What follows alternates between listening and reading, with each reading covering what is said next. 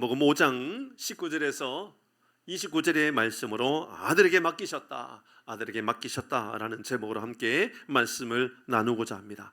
여러분 앞에 말씀을 보는 게 아니고요, 여러분은 성경을 보시면 좋겠습니다. 여러분의 성경의 말씀에 보면 19절에서부터 계속해서 반복되고 있는 말씀이 있습니다. 그게 오늘 우리가 주목해야 될 말씀이기 때문에 그렇습니다. 19절의 말씀에 보면 중간 부분에 아들이 아버지께서 하시는 일을 보지 않고는 아무것도 스스로 할 수 없나니 아버지께서 행하시는 것을 아들도 그와 같이 행한다. 그러니까 아들, 아버지, 아들 이야기하고 있죠. 20절의 말씀에 아버지께서 아들을 사랑하사 중간에 아들에게 보이시고 아버지와 아들 이야기입니다. 21절의 말씀에도 보면 아버지께서 중간 부분에 아들도 자기가, 22절에 아버지께서 뒷부분에 아들에게 맡기셨다. 23절에도 말씀해 보면 이 모든 사람에게 아버지를 공경하는 것 같이 아들을 공경하게 하려 하심이라. 아들을 공경하고 아버지도 공경하고 이렇게 계속해서 아버지, 아들, 아버지, 아들 계속해서 반복하고 이야기하고 있죠. 하나님 아버지 그리고 아들이신 예수님에 대한 이야기입니다. 이 이야기가 오늘 우리가 함께 나눌 이야기입니다. 아버지가 아들에게 맡기셨다. 하나님이 예수님에게 모든 것을 맡기셨다, 그 말입니다.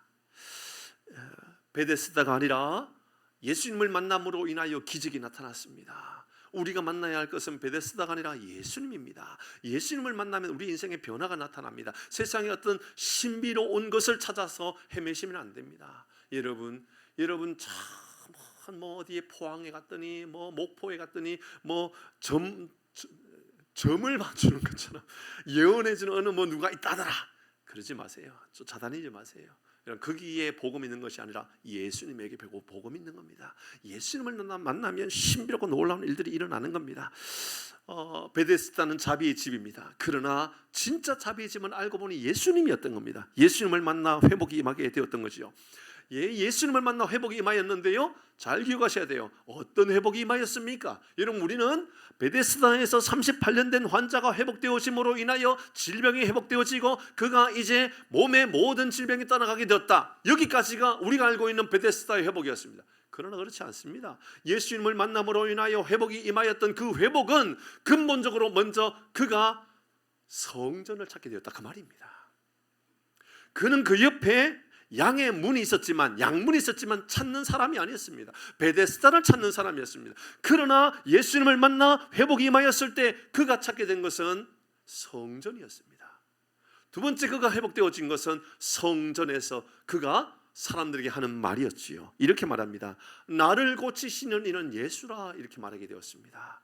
저는 우리 모든 교우들이 이제 믿음으로 그렇게 고백했으면 좋겠습니다. 나를 고치시는 이는 예수라.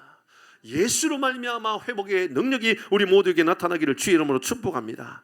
근데 오늘 본문의 말씀에 19절이 이렇게 시작합니다. 19절의 말씀을 이렇게 시작해요.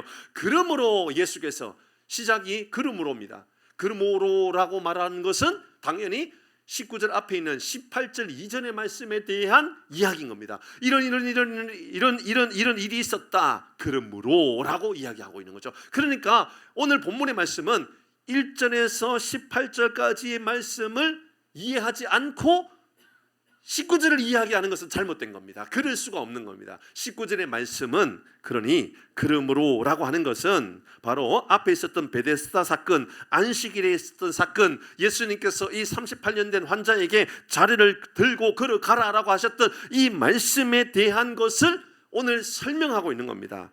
이 일이 왜 일어나게 되었고 이 일이 왜 이 역사가 나타났는지를 설명하고자 했다, 그 말입니다. 자리를 들고 가라. 예수님께서 당신이 스스로 하신 말씀에 당신이 스스로 이 말씀하셨던 이 말씀으로 말미암아 예수님께서 이 말씀이 주는 파급력, 어떤 일들이 일어났는지를 예수는 너무 잘 알고 있었습니다. 17절 말씀입니다. 우리가 지난주에 있었던 17절 말씀 같이 읽어봅니다. 시작. 예수께서 그들에게 이르시되 됐습니다. 예수님께서 하나님을 뭐라고 불러요 지금? 내 아버지라고 부르고 있습니다.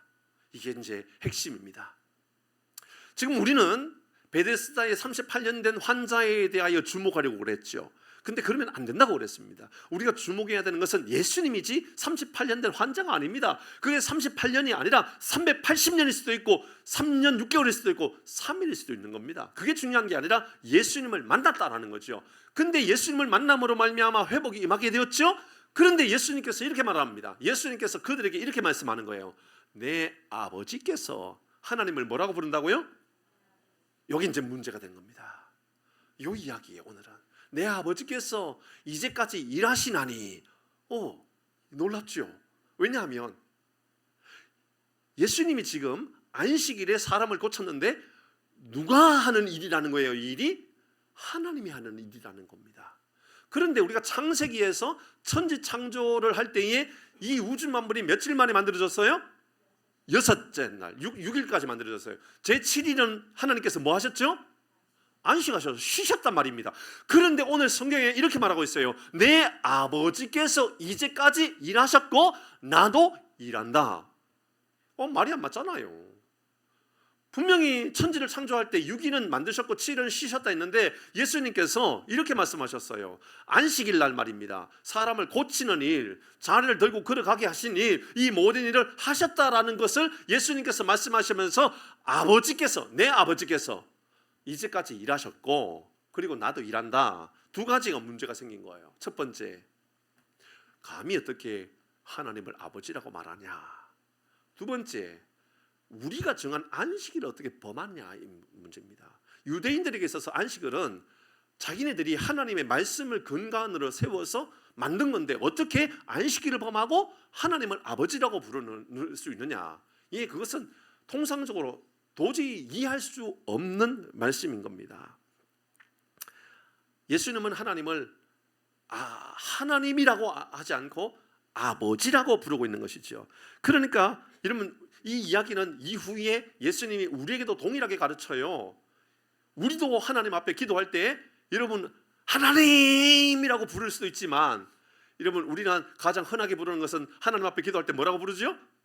아버지라고 부르잖아요. 하나님 아버지. 왜 그렇게 기도하죠? 그렇게 기도하라고 예수님께서 가르쳐 주셨거든요. 마태복음의 말씀에 보면 6장 9절에 예수님 우리에게 기도를 이렇게 하라고 가르칩니다. 시작. 그러므로 너희는 이렇게 기도하라. 하늘에 계신 우리 됐습니다. 우리는 하나님을 뭐라고 부르라고요? 아버지. 그렇게 기도하셔야 돼요. 신의 존재. 그래서 하나님 이렇게 부르는 것이 아니라 아버지요. 하나님 아버지, 하늘에 계신 아버지 이렇게 부르라고 우리 하나님께서 예수님께서 우리에게 그렇게 기도를 가르쳐 주셨죠. 자, 이게 유대인들에게는 큰 논란거리였단 말입니다. 문제거리였단 말입니다. 그 이에 대하여 오늘 본문에 말씀하고 있는 거예요. 그러면 그 논란이 어떻게 나타나느냐? 18절이겠죠? 같이 읽어봅니다. 18절에 이렇게 이야기했었습니다. 시작. 유대인들이 이로 말미암아 더욱 예수를 왜 죽이고자 했느냐? 이는 시작. 이는 안식일을 범할 뿐만 아니라 하나님을 자기의 친아버지라 하여 자기를 하나님과 설명 다 했잖아요. 이 말이 때문에 그렇습니다. 두 가지 문제. 감히 안식일을 범해? 그리고 하나님을 아버지라고 불러? 이런 배은 만덕이 아니에요. 이런 신성모독이 어딨냐고요. 신성모독을 어떻게 하나님과 동등되고 아버지라고 부르면 하나님과 동격이 되잖아요. 우리에게 하나님께서 이렇게 기도하라고 알려주고 있다 그 말입니다. 그리고 이제 예수님께서 이렇게 말씀하시는 거예요. 이렇게 그 아버지가 나에게 이제 모든 것을 맡기셨다. 그래서 오늘 본문의 말씀에 19절부터 29절까지 계속해서 아버지, 아들, 아들, 아버지, 아버지, 아들, 아버지가 아들에게, 아들이 아버지가 아버지에게 계속해서 반복한 이유가 바로 이 말씀 때문이었던 거예요. 이제 하나님 아버지 그분이 행하셨던 모든 것들을 아들이신 예수님이 다 맡았다 그 말입니다. 맡았다. 그래서 오셨다 그 말이거든요. 그러면 하나님이 아버지 되신 하나님이 아들 예수님에게 뭘 맡기셨느냐 말입니다. 무엇을 맡겨주셨느냐. 오늘 본문의 말씀을 통하여 먼저 21절의 말씀을 볼까요? 이것 맡기셨습니다. 21절 같이 읽습니다. 21절입니다. 시작.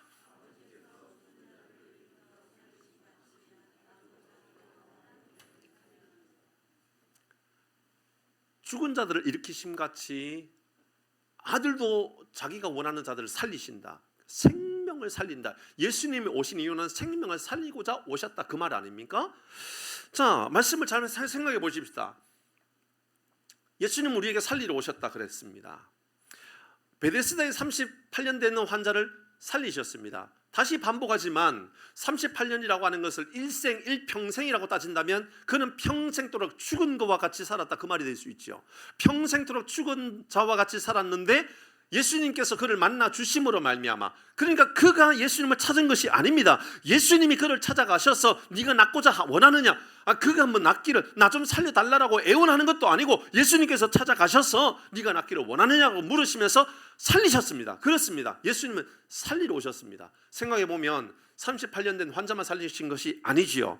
중풍병자를 살리셨습니다. 나병 환자를 살리셨습니다. 안전뱅이를 살리셨습니다. 이러면 손 마른 자를 살리셨습니다. 귀신 들린 자를 살리셨습니다. 이러면 사회적으로 천대받았던 멸시받았던 강도를 살리셨습니다. 세리장을 살리셨습니다. 창녀를 살리셨습니다. 오늘 이 시간에 우리도 살리신 분이심을 믿으시길 바랍니다. 그 말입니다. 그 말. 하나님 나를 살리기 위해서 오셨단 말입니다. 우리를 죽이기 위해서 오신 게 아니에요. 살리기 위해서 오셨습니다.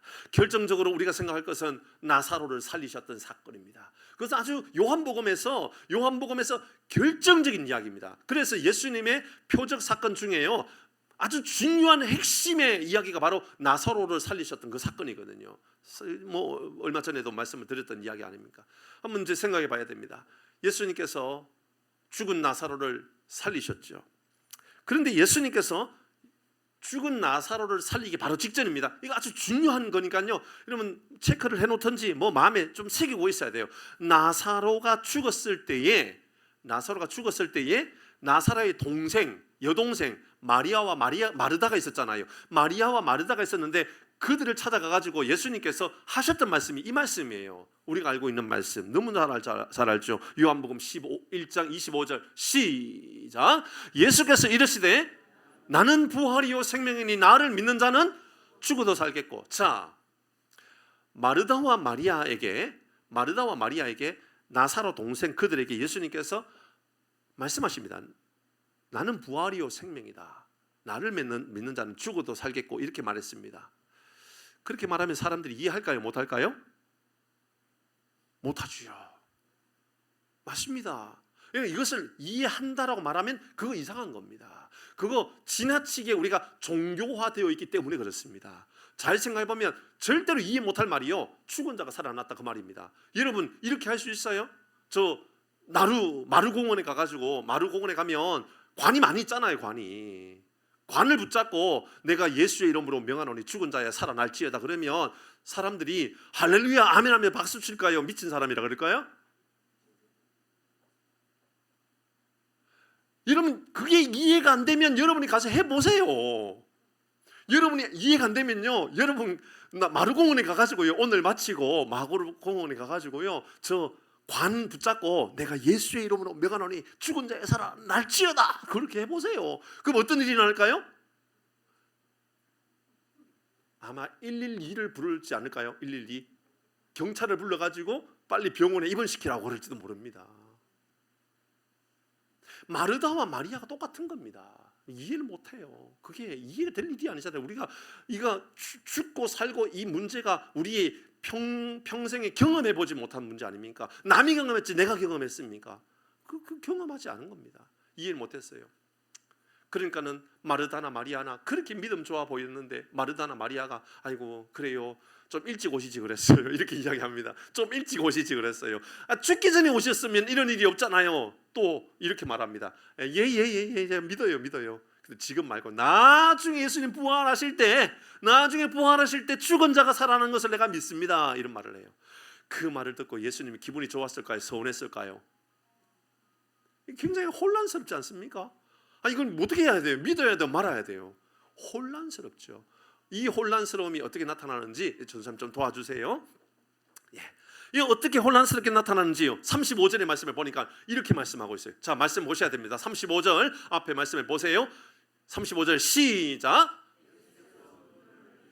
예수님 울었어요. 그 이야기를 듣고 이 마르다나 마리아가 아이고 그래요 나중에 오시겠죠. 그 말을 듣고 예 좀 일찍 오시지 그랬어요. 이 말을 듣고 예수님 울었어요. 왜 우셨을까요? 오늘은 전쟁이네요. 오늘 무슨 일이죠? 이건 왜 전쟁인지 아시죠? 오늘 너무너무 중요한 말씀이기 때문에 그렇습니다. 중요한 말씀이기 때문에 계속해서 딴 데 말 못 전하게 빼앗고자 있는 거예요. 이런 거 기억하셔야 돼요. 그래서 여러분 스스로가 오늘 너무너무 중요한 말씀이구나, 그러면 사단이 방해하겠구나, 이렇게 생각하셔야 돼요. 늘. 여러분, 자, 이제 기억해 보십시다. 자, 다시요. 제가 막 혼돈에 빠진다니까, 이렇게 되면. 자, 나사로가 죽었어요. 마르다 마리아 못 믿겠다 그러는 거예요. 근데 예수님은 울어요. 자, 어떤 이들은 이렇게 말해요. 예수님이 운 건 나사로가 죽었기 때문에, 너무 친한 나사로가 죽었기 때문에 울었다. 왜? 다른 사람들 봐라. 다른 사람들도 봐라. 얼마나 예수님이 나사로 죽은 것이 안타까웠으면 우냐, 이렇게 말했잖아요. 틀렸어요. 그런 말하면 안 돼요. 그건 성령을 믿지 않는단 말이고요. 그것은 우리도 바리새인 같은 믿음을 갖고 있기 때문에 그럴 수도 있는 거예요. 자, 왜 그러냐 생각해 보십시다. 예수님께서 분명히 앞에 이러면 25절에서, 이러면 아까 조금 전에 읽었던 35절이 아니고 25절의 말씀에 나는 부활이요 생명이니 나를 믿는 자는 죽어도 살겠고 라고 하셨잖아요. 하셨다면 나 죽은 나사로를 살리겠다라는 거예요. 죽은 대로 놔두겠다라는 거예요. 살리겠다라는 거지요. 그게 살리겠다라는 겁니다. 살리겠다고 했는데 예수님께서 울어요. 그러면 살리겠다는데 왜 울어요? 그러니까 나사로가 죽은 것 때문에 운 게 아니지요. 예수님 우신 것은 죽은 나사로 때문에 운 게 아니고요. 그렇게 말해도 내가 죽은 자를 살리겠다라고, 나는 살리러 왔다라고, 나는 나병 환자도 살리고, 나는 38년 된 환자도 살리고, 나는 중풍병자도 살리고, 나는 안전병자도 살리고 다 살리겠다라고 했는데, 여러분 실제로 진짜 죽은 자를 살리겠다 그러니까 아무도 안 믿는 거예요. 이제 예수 잘 믿는다라고 말하는 사람들도 안 믿는 거예요. 못 믿겠다라는 거예요. 그 모습 보고 예수님이 울었다 그 말입니다. 답답해서 운 거예요. 속상해서 운 거예요. 43절입니다. 그런데 어떤 일이 납니까? 이 말씀을 하시고 큰 소리로 외치십니다. 나사로야 나오라, 나사로야 나오라 외치십니다. 이러면 죽은 자한테 죽은 자야 나오라 그러면 됩니까? 이런 마르고원에 가가지고 예수 이름으로 명하노니 살아나라, 그거보다 한 발짝 더 나간 거 있잖아요. 이름을 부르면서 하는 거예요. 누구야? 관 안에 이미 닫혀 있는데, 죽어 있는데, 저 안에 들어가 있는데 나오라 그러면 누가 나와야 됩니까? 뭐가 나옵니까? 미치다라는 소리 듣지요. 그런데요 44절은 이렇게 말합니다. 44절 시작. 죽은 자가 누가요? 나사로가 아니라니까요. 죽은 자라고 이야기하잖아요. 죽은 자가 계속해서 시작. 수족을 배로 동인채로 나오는데 그 얼굴은 수건에 쌓였더라. 예수께서 이르시되 풀어놓아 다니게 하라. 할렐루야. 저는 오늘 이 시간에도 죽은 자가 살아나게 되는 것처럼 우리의 영혼이 죽은 자가 살아나게 되고, 이런 질병의 고통으로 신음하는 이들이 살아나게 되는 놀라운 역사가 우리 가운데 임하게 될 줄 믿습니다. 아멘, 아멘. 여러분 오늘도 여러분 이 시간에 잘 생각해 보면 여러분을 먼저 적용해야 돼요. 여러분 한번 생각해 보십시다. 여러분, 우리 주님께서 여러분의 이름을 부르지 않으셨다면 이 자리에 앉아 있을 수 있나요? 아니잖아요. 우리 주님께서 우리를 불러주셨기 때문에 여기 앉아 있는 거예요. 이미 우리 주님께서 우리를 초청하셔서 여러분 죽음의 자리에서 생명의 자리로 불러주신 줄 믿으시길 바랍니다. 그러면 이제 우리는 뭐 해야 되느냐? 오늘 그 말씀입니다. 우리도 이름을 부르면서 죽은 자입니다. 하나님을 모르는 자입니다. 하나님을 떠나버린 자입니다. 내가 주님의 이름으로 이름을 부르겠습니다. 그래야 되는 거지요. 자, 우리 주님께서 첫 번째 생명을 맡았다라고 하나님께서 아들에게 생명을 맡기셨다고 했죠. 두 번째입니다. 뭘 맡기셨죠? 22절입니다. 아주 중요합니다. 이건 다 생명과 연결되어 있기 때문에 그렇습니다. 22절 시작. 아버지께서 아무도 심판하지 아니하시고 심판을 아들에게 맡기셨다. 예수님이 뭐하러 왔단 말이에요? 그러면 심판하러 와셨다. 편합니까 이 말씀이? 아닙니다. 심판은 어디서 하죠? 어렵나요? 여러분 오늘날 심판, 재판 어디서 합니까? 법원에서 합니다. 법정에서 합니다. 그죠? 법정 가는 거 여러분 좋아요 안 좋아요? 법정에서 여러분 상 주려고 부를까요? 법정에서 왜 부를까요? 죄가 있느냐 없느냐, 죄가 있으면 몇 년이었냐, 얼마의 벌금을 내야 되느냐. 그래서 법원에서 우리를 부른단 말이죠. 저도 법원에 가봤어요. 왜 병원에 갔느냐면 제가 뭐 선고받아야 될 일이 있어서 간 게 아니고요. 제가 고등학생이 너무 큰 죄를 지어가지고 너무 그 19개의 강력범 지은 죄가 너무 많아가지고 걔를 탄원서를 써도 안 된다 그러더라고요. 그럼 어떻게 하면 되느냐 그러니까 법원에 가가지고 판사가 혹시나 탄원서를 쓴 사람이 있으면 뭐 가지고 오라고 뭐 아니면 뭐 말하는 사람이 있으면 하라고 그렇게 말할 때가 있다고 하더라고요. 그래서 법원을 몇 번 쫓아갔죠. 그랬더니 어느 날 제가 냈죠. 그 탄원서를 냈더니 혹시나 김정식 목사님 오셨냐고. 예, 제가 왔습니다. 그러니까 혹시 하실 말 있으면 하라고. 그 자리에서 일어났죠. 제가 저 아이를 책임질 테니까 중범에 들어갔지만 중죄를 처벌하지 않았으면 좋겠다고 물어보니까는 뭐 너무 죄가 지은 게 많아가지고 걔는 소년 교도소에 가야 된다 하더라고요. 근데 가가지고 제가 탄원을 해줬더니 그 아이가 소년원에 짧게 그것도 3개월인가 밖에 안 있게 되고 바로 해결되었어요. 여러분, 자, 한번 여러분께 여쭤보십시다. 제가 법원에 좋은 일로 갔어요? 나쁜 일로 갔어요? 그 일로 제가 또 가고 싶을까요? 가기 싫을까요? 그래도 좀 가기 싫어요. 법원은 그런 곳이라니까요. 재판하는 곳 있죠. 판결을 내리는 곳은요. 좋은 일이 있어도요 별로 가고 싶지 않는 곳이에요. 제 마음에 그런 마음이 들더라니까요. 야, 이건 두 번 가고 싶지 않다. 아니, 제가 죄를 지은 것도 아니고 판사가 저한테 혹시 하실 이야기 있으면 해보라고 자리에서 일어나서 해보시라고 그런데도 제가 마음이 떨리더라니까요. 제가 죄 지은 것도 아닌데. 예수님께서 왜 오셨다고요? 심판으로 왔단 말입니다. 심판하러. 기분이 좋을 리가 없죠. 그런데 이 심판이요, 잘 한번 생각해 보십시다. 심판이 뭡니까? 예수님께서 내가 심판을 맡아서 왔다, 뭘 말하고 싶은 걸까요? 보십시다. 요한복음 14장 6절의 말씀에 보면 예수님께서 이렇게 오신 겁니다. 시작.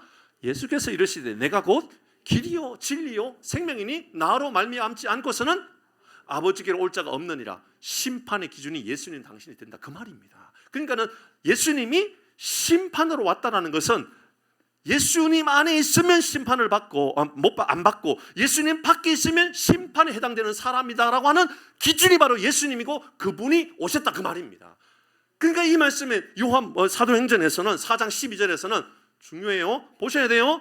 아주 너무너무 중요합니다. 12절 시작. 다른 이름으로서는 구원을 받을 수 없나니 천하 사람 중에 구원을 받을 만한 다른 이름을 우리에게 주신 일이 예수님밖에 없단 말입니다. 예수님만 구원의 기준이고 예수님만 심판의 기준이 된다고 말입니다. 그러니까 예수님 안에 있어야 된다라는 것을 말하고 있는 거죠. 예수님 왜 왔다고요? 심판으로 오셨어요. 저는 이 말씀을 준비하면서 여기에 이 본문에 별이 5개 표시해 놨어요. 지금 제가 말씀드릴 그 장면입니다. 다시요. 예수님 왜 오셨다고요? 그건 심판하셔야죠. 예수님 심판하셔야죠. 심판으로 오셨으니까 심판하셔야 됩니다. 하나님께서 그거 맡기셨으니까 어떻게 심판하는지 보자 말입니다. 요한복음 12장 여러분 표시를 해놓든지 암송하든지 마음에 꼭 새겨야 될 말씀입니다. 요한복음 12장 47절 시작. 사람이 내 말을 듣고 지키지 아니할지라도, 자, 이 말씀 봅니다. 사람들이 내 말을 듣고 지키지 않을지라도, 이 말은 듣는 사람이니까 예수 믿는 사람을 말하는 겁니다. 근데 그렇게 살지 않는다 할지라도 그 말입니다. 믿지 않고 들었는데 말씀을 행하고 살지 않는다 할지라도 그 사람은 어떻게 돼야 돼요? 심판받아야 되죠. 그 사람은 반드시 재판을 받아야 될 사람입니다. 형벌을 받아야 될 사람입니다. 그런데 이렇게 말합니다. 내가 시작. 내가 그를 이상하잖아요. 심판하지 않겠다는 겁니다. 심판하러 왔고 하나님이 심판을 맡겼고 그래서 심판해야 되는데 심판하지 않겠다라는 겁니다. 그리고 내가 시작. 내가 온 것은 세상을 심판하려 함이 아니요. 그 다음에요. 그럼 뭐 이거 해결해야 되잖아요. 예수님 심판으로 왔는데 예수님 심판으로 왔단 말입니다. 근데 심판 안 하겠다라는 거예요. 그리고 심판 대신에 내가 구원해야 되겠다라고 말씀해요. 그럼 심판을 해야 되는데 어떻게 해야 됩니까? 그게 바로 십자가 사건이 되는 겁니다. 당신이 십자가의 짐으로 심판을 본인이 심판받는 거예요. 눈물 나는 장면 아닙니까? 우리가 심판받아야 되는데 당신이 십자가에 지심으로 당신이 심판받는 거예요. 도시 심판하러 와야 된, 심판으로 온 그분이 말입니다. 심판해야 되는 그분이 도리어 심판 자리에 올라가가지고 나를 심판하는 거예요. 십자가에 죽으신 거예요. 이 말씀이 47절 말씀이에요. 내 말을 듣고 지키지 않을지라도 당신이 하나님의 자녀라면, 하나님을 믿는 사람이라면 심판하지 않는다. 다시 온 세상을 심판하지 않는다. 이렇게 말하면서 내가 세상을 구원하려 함이라. 십자가에 지시기 위해서 오셨다. 사랑하는 교회 여러분, 예수님께서 심판으로 오셨다가 우리를 심판하신 것이 아니라 구원하기 위하여 당신이 심판대 위에 십자가에 지셨음을 믿음으로 고백함으로 말미암아 이제 우리도 구원받은 하나님의 사람임을 잊지 않는 삶을 살기를 주의 이름으로 축복합니다. 이게 복음 아닙니까? 이것보다도 더 중요한 복음이 어디 있습니까? 하나님 우리에게 이 일을 위해서 오셨는데, 자 이제 우리가 적용해야 될 말씀이에요. 늘 제가 그렇게 하던 것처럼, 그래서 오늘날 우리는 어떻게 살아가라 말씀하고 있느냐 그 말입니다. 우리는 어떻게 살아가야 됩니까? 그래서 예수 믿는 사람은 살아가는 삶의 방식이 있을 거 아닙니까? 오늘 본문의 말씀, 우리 예수님께서 하나님으로부터 생명을 얻게 하기 위함이고, 아니 생명을 맡겨주셨고, 두 번째 심판을 맡겨주셨는데 심판한 것이 아니라 심판당하셔서 우리를 구원하셨다면, 그러면 이제 우리는 어떻게 살아가야 되는가? 우리에게 적용해 보십시다. 우리는 예수님께서 뭘 맡기셨느냐 그 말입니다. 오늘 본문의 말씀이 24절 말씀입니다. 우리에게 이것 맡기주셨습니다. 24절 시작. 내가 진실로 진실로 너희에게 이르노니 내 말을 듣고 또 나 보내신 이를 믿는 자는 영생을 얻었고 심판에 이르지 아니하나니. 분명히 22절에서요 심판으로 오셨다 그랬잖아요. 근데 24절에서 심판에 이르지 않는다고, 심판하지 않는다고, 영생에 이른다라고 말씀하셨죠. 그러면서 생명을 옮겼다 그랬죠. 그럼 하나님께서 우리에게 맡기신 건 뭡니까? 생명을 우리에게 주신 겁니다. 사랑하는 교회 여러분, 영원한 생명, 천국의 생명을 소유하고 살아가는 복이 있기를 주의 이름으로 축복합니다. 우리의 가장 큰 기쁨은요 바로 이 기쁨입니다. 어떤 이들은 아파트를 분양받고 나면 기뻐 어찌할 바를 모릅니다. 집들이 합니다. 그러면서 많은 사람들에게 초청하지만 알고 보면 집자랑입니다. 내가 이만큼 돈 벌어 이만한 큰 집에서 살고 있다. 집들이가 아니라 집자랑입니다. 알고 보면 그렇게 우리는 살아가죠. 자랑하고 싶은 거죠. 내가 이만큼 넓은 집에 산다. 이 상을 차려놓습니다. 옛날에는 그랬죠. 요즘은 뭐 밖에 가서 밥 먹지만 옛날에는 집들이 하면서 상을 차려놓는데 상다리가 부러질 만큼 크게, 정말 뭐 한 번도 보지 못할 만큼 엄청난 상을 차려놓습니다. 맞죠? 그리고 이렇게 말하잖아요. 뭐라고 말하죠? 차린 게 없어서 이렇게 말합니다. 달리 말하면 너 이런 거 먹어봤어? 그 말 아닐까요 혹시? 이런 상 네가 먹어봤냐? 이 말 아닙니까? 우리는 이렇게 살아가지요. 거기에 기쁨을 누리고 살아가는 겁니다. 건강하면 뭐 기쁘고, 돈 많이 벌면 기쁘고, 또 큰 집에 살면 기쁘고, 그렇죠. 근데 우리에게 이렇게 이야기하고 있는 겁니다. 너 영원한 생명이 있다라는 것으로 기뻐해야 된다 그 말입니다. 천국의 기쁨이 있으니 기뻐해야 된다고, 하나님의 나라를 소유했으니 기뻐해야 된다라고, 너 내가 아버지라고 하나님을 부를 수 있는 사람이 되었으니 기뻐하고 살아가라, 이 말을 하고 있는 겁니다. 사랑하는 교회 여러분, 우리에게 생명 맡겨주셨음을 감사하고 살아가기를 바랍니다. 두 번째입니다.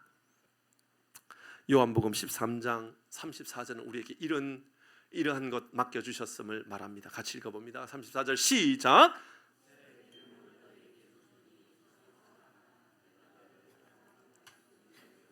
새 계명을 너에게 준다. 뭐 줬죠? 서로 사랑하라. 내가 너희를 사랑한 것 같이 너희도 서로 사랑하라. 예, 우리 주님께서 우리에게 맡겨주신 새로운 계명은 바로 서로 사랑하라라는 것입니다. 미워하고 살아가고 있다면 회개하셔야 됩니다.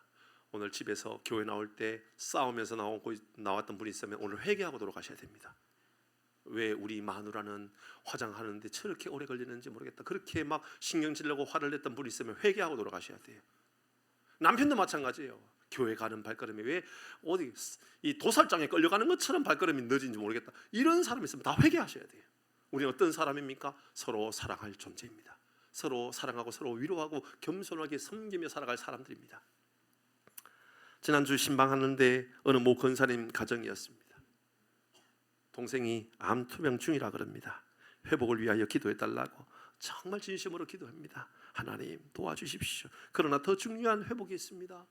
영혼의 구원의 복을 주옵소서. 그렇게 기도했습니다. 열심히 기도합니다. 예배드리고 다 끝나는데 이 권사님이 뭘 자꾸 준비해요. 뭘 준비하는가 봤더니 이게 참 재미있어요. 너무너무 재미있어요. 이 준비하는 게요, 동생이 고맙다고, 동생 챙기고 하다고 고맙다고 동생이 햇살, 이번에 막 나온 햇살, 저 햇살 받았어요. 여러분 햇살 먹어보셨어요? 2025년 추수한 쌀 드셔보셨어요? 이상한 집사님? 안 드셔보셨어요? 말하지 마세요. 저는 그 쌀을 받았어요. 근데 그 권사님이 여러분 잘 생각해보면 그냥 그만하게 사시거든요. 부자가 아니에요. 그냥 80이 넘으셨는데 지금도 노인 일자리에서 일하시고 연금 받으시고, 그렇게 이렇게 돈 모으면 헌금하고 또 손자 용돈 주고 또 뭐 그렇게 쓰는 거예요. 집에 살림 살고 그렇게 살아가는 분이에요. 그런데 동생에게 20kg 쌀 하나 받았다고, 햇살 하나 받았다고. 그거 본인이 먹기도 제가 볼 때는 뭐 가족이 같이 먹으면 뭐 한 달 드시겠어요. 그런데 그것을 소분을 하는데 이건 담임 목사님 거, 이건 전도사님 거, 이건 부목사님 거, 이건 나와 같이 저 노인 일자리에서 일하는 사람 거, 하나 나누고 저는 오늘 본문의 말씀에 서로 사랑하라, 이 권사님은 이거 아는 분이에요. 하나님께서 그 마음에 얼마나 큰 감동을 주셨는지, 얼마나 위대한 감동을 주셨는지, 그렇게 하는 게 너무너무 좋은 거예요. 여러분 제가 누구 이렇게 하게 하는지 뭐 고민하지 않아도 누구겠구나 알 거예요. 그분은 교회 올 때 뭘 자꾸 들고 와요. 와가지고 자꾸 나눠주려고 그래요. 이것도 나눠줘, 자꾸 나눠주려고 그래요. 제가 지금까지 얻어먹은 것만 해도요 너무 많아가지고 제가 창피해요. 사실은 때로는 뭐 물김치 했다고 우산 가져가시라고, 뭐 했다고 또 가져가시라고, 뭐 했다고 가져가시라고. 그리고 나오려고 그러는데 권사님이요, 목사님 이것도 가져가야 돼요. 뭐해요? 포도 한 송이. 그걸로 끝나는 줄 알았어요. 목사님 이것도 가져가야 돼요. 왜요 또? 이거는 빨간 사과 하나예요. 우리 집에도 사과 있어요, 권사님. 우리 집에도 포도 있어요. 그런데 이건 나누고 싶은 거예요. 왜 그럴까요? 생각해 보니까 오늘 본문의 말씀에 예수님께서 가르쳐 주신 거예요. 서로 사랑하라. 내가 너희를 사랑한 것이 너희도 서로 사랑하라. 사랑하는 교회 여러분, 이런 삶을 살아가는 것이 믿음의 실천임을 기억하고 살아가기를 바랍니다. 우리에게 맡기신 거 바로 이렇게 살아가는 거예요. 움켜쥘 줄밖에 모르는 거예요. 쌀 생각하면서 이거 우리가 먹어도 막 부족한데 뭘 누굴 주냐고, 갖다 주려고 그러면 어머니 또 누굴 갖다 주려고 그러냐고, 우리 먹기에도 부족하다라고. 그건 예수 믿는 사람의 성품이 아니에요. 예수 우리에게 맡기신 것은요, 서로 사랑하라. 제가 알기로는요, 여기에 있는 분 대부분은 그분보다 더 잘 살아요. 그렇지만 제가 볼 때는요, 그분이 더 부유해요. 그분이 훨씬 더 부유한 부자의 삶을 살고 있어요. 진짜 하나님의 사랑이 뭔지 너무너무 잘 알고 있다 그 말입니다. 사랑하는 성도 여러분, 우리에게 맡겨주신 중요한 거 서로 사랑하라 말씀하셨음을 기억하고 살아가기를 바랍니다. 아멘.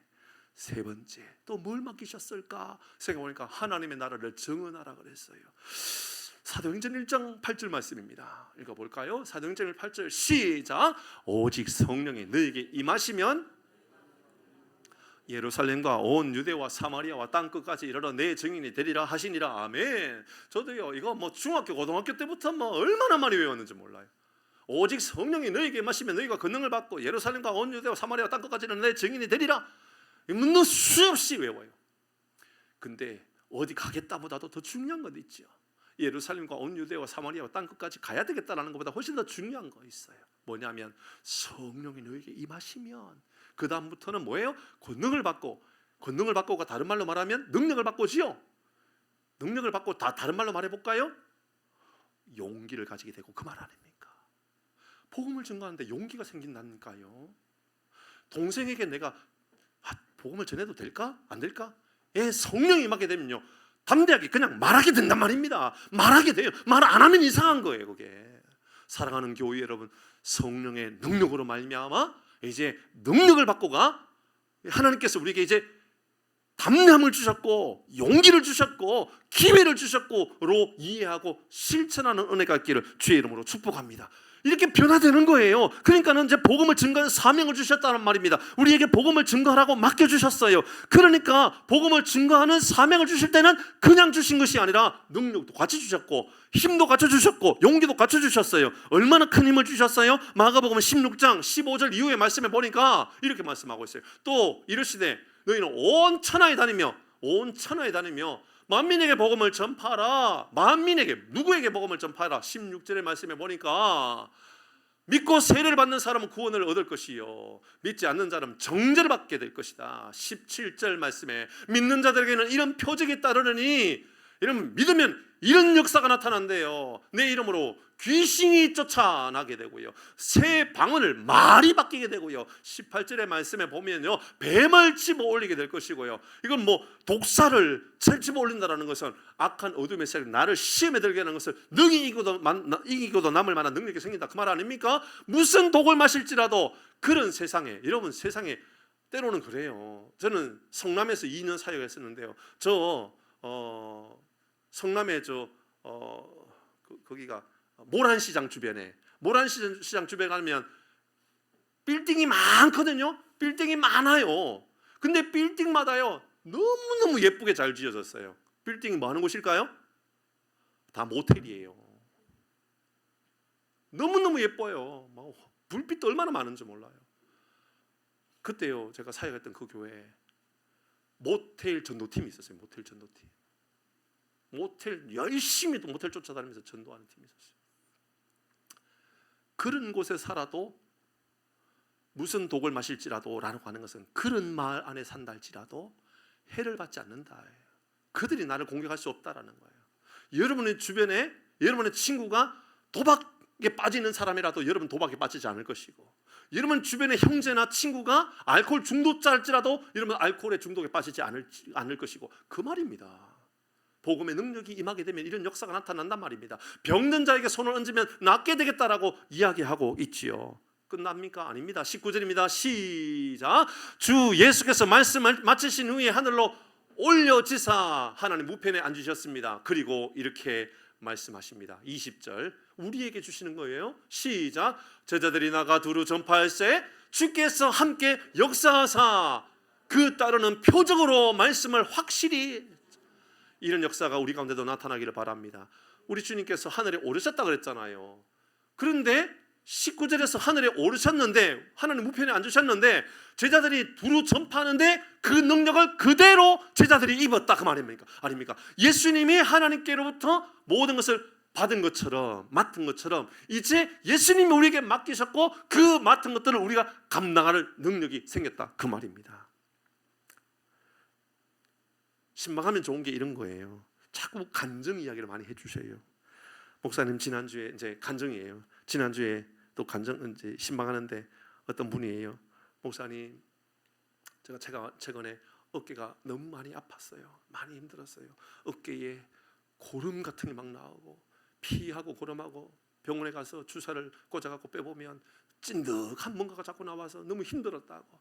그런데 지난주 그전주에 목사님께서 내가 낫고자 하느냐? 대답하세요 여러분. 네, 낫기를 원합니다. 아멘 할렐루야라고 외치셔야 된다라고 그렇게 외쳤어요. 그리고 마치고 나서 기도 받으러 온 거예요. 목사님 기도해달라고 막 우시더라고요. 막 기도했어요. 저도 막 뜨겁게 열심히 기도했어요. 근데 신방하는데 이분이 하시는 이야기가, 목사님 병원에서 다시 주사를 해가지고 안에 뽑았는데 고름하고 뭐 피하고 나올 그곳에 이제 그런 것들이 사라지고 묽은 것들이 나오기 시작해요. 맑아지기 시작했어요. 회복되고 있는 것 같아요. 그런 감동이 있으니까요. 마치자 오늘도 교회 오자마자 기도해달라고. 먼저 기도부터, 예배드리기 전에 기도부터 해달라. 이상한 겁니까? 어떤 이들은 우연히 나았다고 병원에 열심히 다녀서 나았다고, 예, 그렇게 말하면 뭐 그렇게 맞는 거겠지요. 그러나 어떤 이들은 하나님이 나를 막 낫게 주셨다고, 하나님 나를 고쳐주셨다라고 그렇게 말하면 이것이 나의 간증이요가 되는 것입니다. 이것이 나의 찬송이 되는 겁니다. 사랑하는 교회 여러분, 평생에 나의 간증과 찬양이 넘쳐나는 삶을 살기를 주의 이름으로 축복합니다. 이런 그런 믿음의 간절함을 가지고 살아가십시오. 네 번째입니다. 네 번째, 우리 중 어떤 거 맡기셨습니까? 빛과 소금이 되라고 말씀하셨죠. 마태복음 5장 13절의 말씀에 보면 너희는 세상의 소금이니 소금이 만일 그 맛을 잃으면 무엇으로 짜게 하리요? 후에는 아무 쓸데가 없어 다만 밖에 버려 사람에게 밟힐 뿐이다. 너희들은 세상의 소금이다. 14절 말씀에 보니까 너희는 세상의 빛이다. 산 위에 있는 동네가 숨기지 못할 것이다. 빛과 소금이다. 너희들은 빛이 되어야 된다. 소금이 된다. 자, 15절의 말씀 봅니다. 사람이 등불을 켜서 말하려 두지 않고, 빛이라는 얘기고요. 16절 중요합니다. 16절 시작. 이같이 너희 빛이 사람에게 비치게 하라 하여 그들로 너희 착한 행실을 보고 하늘에 계신 너희 아버지께 영광을 돌리게 하라. 여러분 좀 착하게 사셔야 돼요. 착하셔야 돼요. 그렇지 않는 분이고 그런 분이 아니라는 것을 알기 때문에 1부 예배 때도 했으니까 작년에 2부 때도 똑같이 할게요.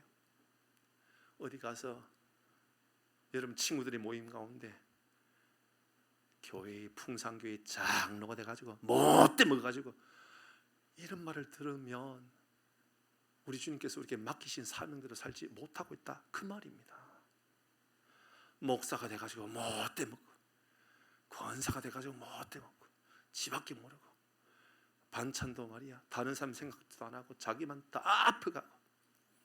예전에 처갓집에 처제가 결혼할 때였었는데 처형의 교회가 왔었어요. 저 멀리서 왔는데 결혼식 끝나고 나서 그곳에 있는 처형 교회의 성도들이 웅성웅성 되더라고요. 그러더니 보니까는 가방에서 비닐봉지를 꺼내기 시작하더라고요. 그리고 가가지고 한 봉지에는 떡을 담기 시작하고 또 다른 봉지에는 과일을 담기 시작하더라고요. 권사님 빨리 챙겨, 빨리 챙겨. 우리 먼 길 가야 되기 때문에 이것도 챙기고 저것도 챙기고 다 챙기라고. 그 사람들이 일하게 하겠죠. 권사들이 돼가지고 집사들이 돼가지고. 성경은 우리에게 말합니다. 너희 착한 행실을 보고 하나님께 영광을 돌리게 하라. 여러분은 어떻습니까?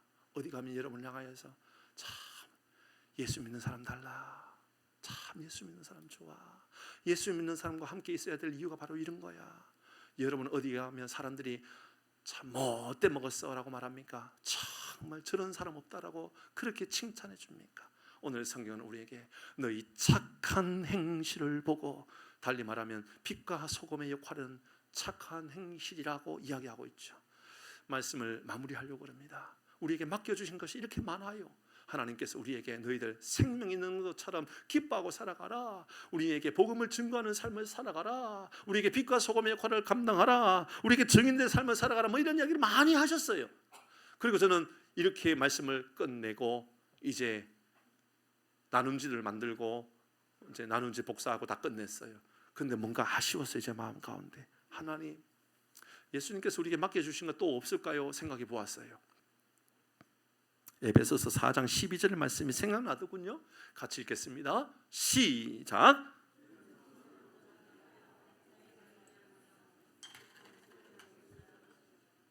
이는 성도를 온전하게 하여 봉사일을 하며 그리스도의 몸을 세우게 하려 하심이라. 그래서 드디어 우리가 교회가 되었다라는 말을 듣게 된다, 그 말입니다. 우리 교회 슬로건은 바로 이 말입니다. 읽어볼까요? 우리 교회 슬로건은, 우리 교회 표어는 바로 이겁니다. 같이 합니다. 시작. 예수의 제자 되어 세상에 소망 주는 행복한 공동체. 저는 기도하면서 우리 교회가 이런 교회가 되게 달라고 그렇게 8년 전에 7년 전에 2018년도에 이 표어를 세워두었던 겁니다. 예수의 제자 되어 세상에 소망 주는 행복한 공동체. 바로 오늘 본문의 말씀이 바로 그 이야기입니다. 예수님을 따르는 사람으로서 세상에 소망을 줄 수 있는 사람이 되고, 이로 인하여 우리가 너무 행복한 사람이 되는 것. 그런데 오늘 조금 전에 읽었던 말씀을 보니까 이렇게 이야기하고 있죠. 이는 성도를 온전하게 하며라고 말하고 있어요. 사실 상당히 많은 사람들이 온전하게 하며와 완전함을 헷갈려 할 때가 있어요. 완전함과 온전함은 다른 의미입니다. 온전하다라고 하는 것과 완전하다라고 하는 것은 뭐가 다르냐? 완전하다라고 하는 것, 완벽하다라고 하는 것은 결점이 없다 그 말입니다. 근데 우리는 세상에 나가면 결점이 있어요, 없어요? 있죠. 우리 실수할 수 있잖아요. 근데요, 실수했는데 실수를 숨기려고 그러고 실수 안 한 것처럼 한다 그러면요, 그리스도인이 아니에요. 실수했을 때 미안해, 내가 실수한 것 같아. 미안해, 내가 잘못했어. 미안해, 내가 잘 몰라서 그랬어. 미안해, 나의 실수 같아. 이러면 그런 사람은 완전한 사람이 아니라 온전한 사람입니다. 왜냐하면 온전하다라고 하는 것은 성숙한 사람을 말하는 거거든요.